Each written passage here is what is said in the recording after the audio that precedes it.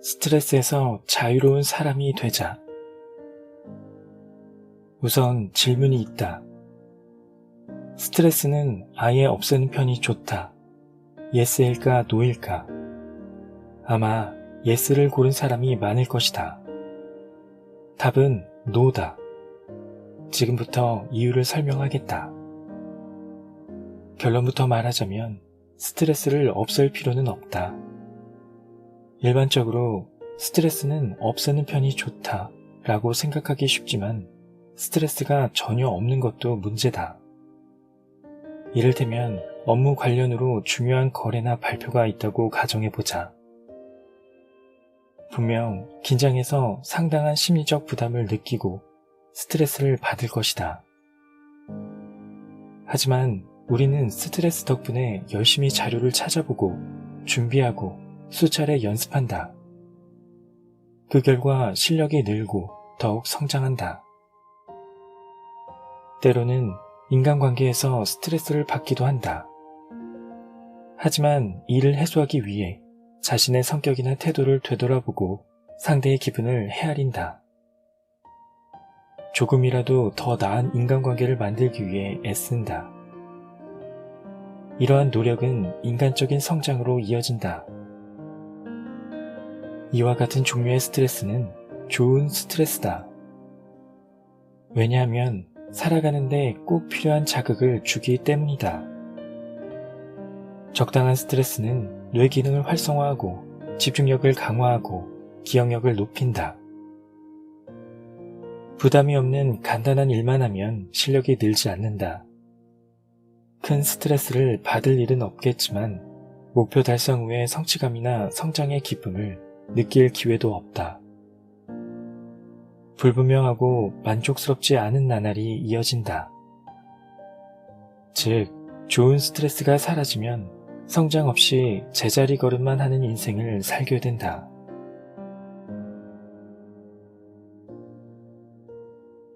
안녕하세요. 책이 빛나는 밤의 기현입니다. 오늘 소개해드릴 책은 가바사와 시온 지음, 조에선 옮김, 나는 이제 마음 편히 살기로 했다 라는 책입니다. 이 책의 저자 가바사와 시온은 정신과 의사로서 정신질환과 자살 예방을 위한 다양한 심리 정보를 전달하는 것을 사명으로 삼아 살아가고 있습니다. 그는 인간의 마음 건강을 위해 많은 사례를 연구하고 이를 바탕으로 활발한 저술활동을 펼쳐오고 있습니다. 우리는 일상 속에서 쉬도 때도 없이 스트레스를 받고 있습니다. 과연 그 스트레스는 모두 불필요한 것일까요? 이른바 좋은 스트레스는 삶의 활력을 불어넣어 주기도 합니다. 이 책은 일상에서 좋은 스트레스를 유지하면서 활력 넘치는 삶을 살아가는 55가지 상황별 대처법을 소개하고 있습니다. 여러분들도 이 책을 통해 삶 속의 스트레스를 현명하게 해소하는 방법을 알아가시기를 바랍니다. 그 사소해 보이지만 현실적인 실천들이 마음 편한 삶을 선물해 줄 것입니다.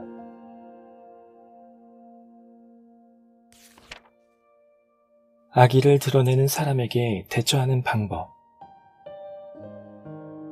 2014년에 방영된 인기 드라마에서 자신의 우위를 드러내는 행동을 마운팅이라고 부르기 시작하면서 일본에서는 이 말이 일상적으로 쓰이게 되었다. 본래 마운팅은 동물이 자신의 우위를 드러내기 위해 상대방 위에 올라타는 행위를 가리킨다. 현재는 단어의 의미가 확장되어 인간관계에서 자신이 더 우위에 있다 라고 티내는 행동도 마운팅이라고 부른다. 여성의 속마음에 관한 한 조사에 따르면 마운팅 당한 경험이 있다고 답한 여성이 84.3%나 된다고 한다. 대놓고 비꼬기나 악의를 드러내는 사람이 상당히 많다는 얘기다.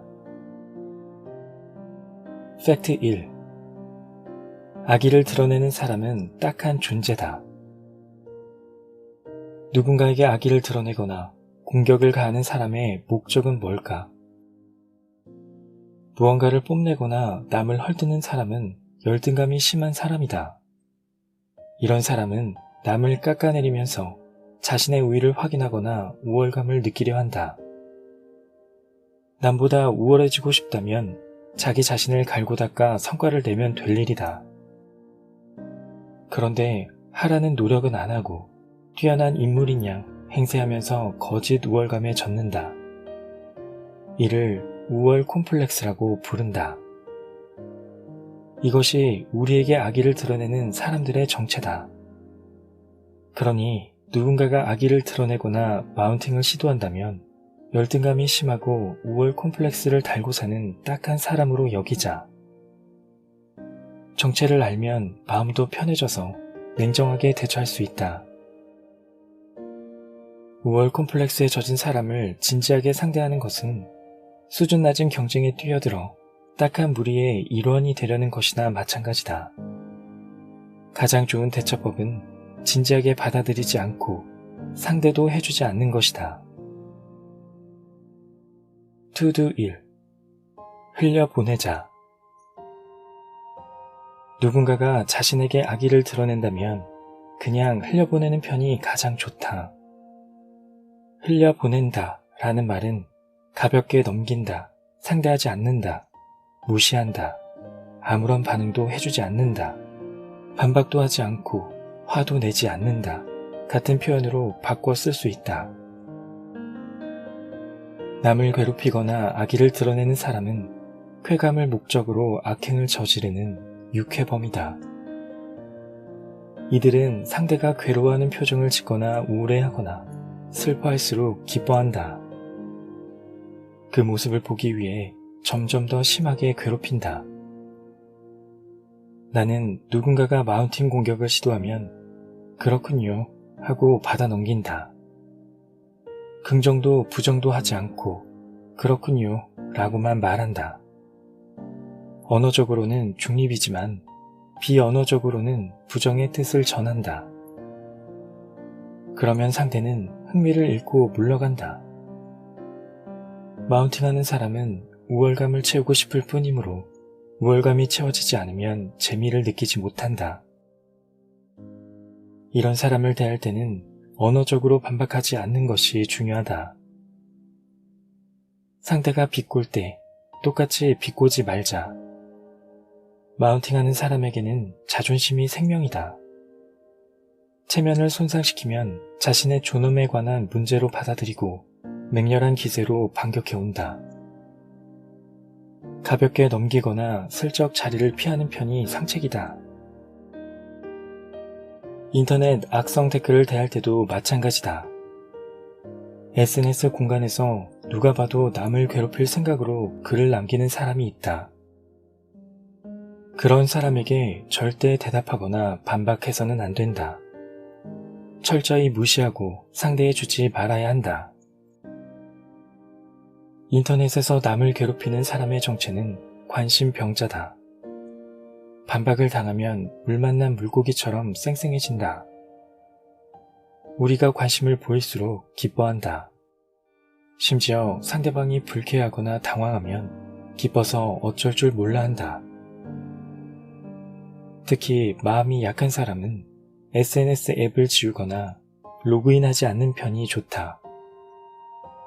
일주일 넘게 무시하면 적은 조용히 모습을 감춘다. To do 2. 공격을 받아 넘기는 표현을 적절히 활용하자. 공격을 해봐도 적당히 흘려보내라지만 현실적으로 쉽지 않은 경우도 많다. 상대가 상사나 선배라면 그렇군요 라는 말은 쓸 수 없기 때문이다. 그럴 때는 공격을 받아 넘기는 표현을 몇 가지 마련해두고 적절히 돌려가며 쓰자. 독설 및 냉담 계열의 표현 가운데 그게 왜요? 라는 말은 강력하다. 누리꾼들이 자주 쓰는 말인데 담담한 어조로 그게 왜요? 라고 대응하면 상대는 반박하지 못하고 입을 다문다. 하지만 상사나 선배가 압박을 가할 때 그게 왜요? 라고 대답하면 상대의 신경을 긁어 오히려 화를 돋우게 된다.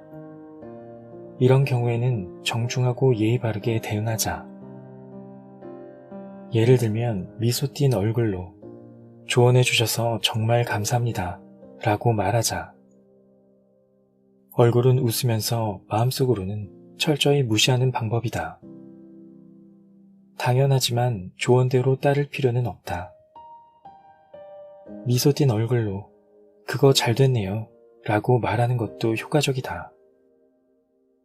이 말에는 95%의 정중함과 나는 관심이 없다 라는 5%의 비언어적 메시지가 담겨 있다. 상대와 얽히고 싶지 않을 때는 독설 및 냉담 계열의 표현을, 자신보다 우위에 있는 사람에게는 정중 및 예의 바름 계열의 표현을 적절히 활용해서 원만하게 흘려보내기 바란다. To do 3. 적당히 칭찬하고 치켜세우자. 공격을 받아 넘기는 표현을 쓸 수 없는 상대에게는 적당히 칭찬하고 치켜세우는 작전을 쓰자. 마운팅하는 사람은 남보다 우월하다는 느낌을 받고 싶어 한다. 우월감이 충족되면 신나한다. 단순하다고나 할까. 어찌 보면 귀여운 생물이다. 마운팅하는 사람의 심리를 알면 부정적 감정에 힘겨루기에 말려들지 않을 수 있다. 부정적인 공격에 화내기, 비꼬기, 질린 표정 짓기 같은 부정적 기술로 반격하면 진흙탕 싸움이 벌어질지도 모른다. 냉정하고 어른답게 대처하자. 대단하네요. 역시 다르네요. 라는 말로 받아치면 상대는 제멋대로 좋게 받아들이고 신나한다. 자신에게 호감을 느낄지도 모른다. 이런 식으로 어른스럽게 받아치자. To do 4. 싫어하는 사람을 자기 편으로 만들라. 직장 상사나 선배를 대할 때나 학부모 모임 같은 자리에서 무뚝뚝한 태도로 일관하면 일이 꼬이고 인간관계가 복잡해져 성가신 문제로 발전한다. 이런 상황에서는 적을 자기 편으로 만들면 좋다. 심리학에는 벤저민 프랭클린 효과라는 이론이 있다. $100짜리 지폐 속 인물인 미국 정치가 벤저민 프랭클린은 펜실베니아주 의회에서 평소 사이가 썩 좋지 않은 의원에게 책을 빌려주면 좋겠다 라고 부탁했다. 그 뒤로 책을 빌려준 의원은 친절한 태도로 프랭클린을 대했다. 인간은 행동과 감정이 어긋나면 두 가지를 일치시키려고 애쓴다. 친절한 행위와 싫은 감정은 모순된다. 그런데 친절한 행위는 이미 저지른 일이므로 바꿀 수 없다. 따라서 싫은 감정을 좋은 감정으로 변화시켜 마음의 조화를 이룬다. 이처럼 우리는 자신이 호의를 베푼 사람을 좋아한다. 이를 벤저민 프랭클린 효과라고 부른다. 싫어하는 사람을 피하기보다는 일부러 요청이나 부탁을 해보자. 예를 들면 마운팅을 시도하는 직장 선배에게 선배, 뭐뭐에 대해 알려주실 수 있나요? 뭐뭐에 대해서는 우리 부서에서 선배가 가장 잘 아시잖아요. 와 같이 말해보자. 편하게 살려면 적보다는 아군을 늘리는 편이 좋다. 팩트 2. 마운팅 당하는 진짜 이유. 마운팅을 하는 이유는 상대에게 이길 수 있다고 생각하기 때문이다. 마운팅하는 사람은 상대보다 자신이 우위에 있어서 지배하고 통제할 수 있다고 믿는다. 혹은 자신과 비슷한 위치에 있기 때문에 짓밟고 싶어한다. 만약 자신이 마운팅을 당한다면 상대보다 아래거나 동급으로 보였기 때문이다. 절대 이길 수 없다 라거나 지배할 수 없다 라고 여기는 사람에게는 마운팅하지 않는다. 즉, 상대에게 얕보이면 마운팅 당하기 쉽다. 따라서 지금보다 실력을 키우는 쪽으로 사고방식을 전환하자. 문제가 벌어지는 곳이 직장이라면 일을 열심히 해서 남보다 한 발 앞서가는 존재로 성장해야 한다. 마운팅 당해서 분하다면 그 마음을 더 열심히 일하고 자기 성장을 이루는 원동력으로 삼자. 상대방이 이 인간에게는 당해내지 못하겠다 라고 생각하는 날이 올 때까지 자신에게 집중하자. 자기 긍정감이 낮고 스스로에게 자신 없어 하기 때문에 마운팅 당하는 경우도 있다. 그렇다면 바로 지금이 자기 긍정감을 높여 자신감 넘치는 긍정적인 사람으로 성장할 기회다.